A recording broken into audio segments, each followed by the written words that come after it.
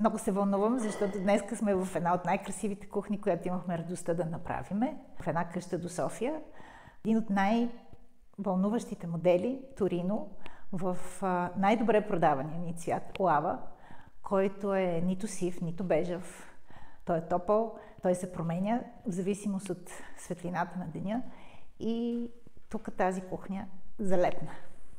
Пространството ни позволи да направим едно от любимите ни решения, една цяла стена от колони, която започна с една красива витринка, в която са събрани всички сервизи, красиви порцелани и много елегантни стъклени чаши.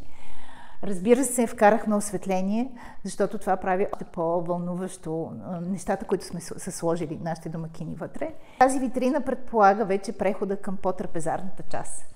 След това подредихме хладилника в градения, домакински шкаф и, разбира се, фурна на второ ниво, на повдигната височина, за да може да удобно да се работи.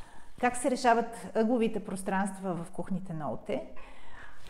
В долната част сме използвали ъглов шкаф с изтеглящ се механизъм, чието кошници излизат изцяло отвънка на две нива. И това е един от най-добрите начини да се оползотвори пространството и да има лесен достъп до всичко, което човек си държи в ъгловия шкаф. В горната част сме сложили върху плота един модул, който е с изтегляща се и повдигаща се нагоре врата, който от вътрешната страна е оборудван с изтеглящ се напред рафт.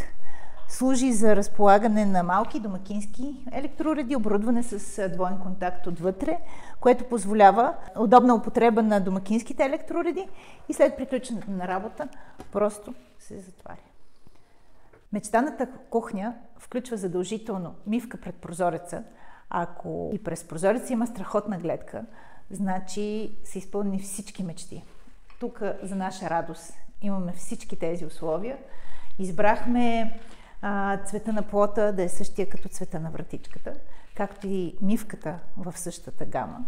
И се получи нещо много меко, много нежно, много лек и светъл цвят, който в този обем на кухнята седи страхотно.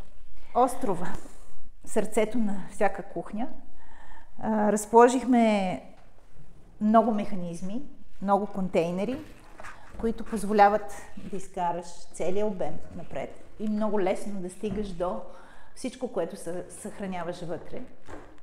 Многото механизми позволяват всичко да е добре организирано, подредено и лесно за употреба.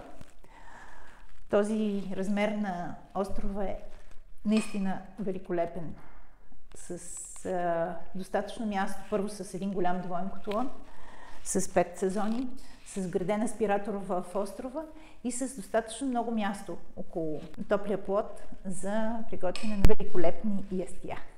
Едно от най-важните неща в една кухня е да бъде проектирана добре, да бъде съобразено с мащабите и с пространството, в което се разполага, и да се използват умело декоративните елементи, като витрини с вградено осветление, които разбиват общия и цял обем, и такива симпатични пробиви с открити рафтове, които позволяват да се разположат неща, които често употребяваме, и в същото време да разбият този общ масивен обем.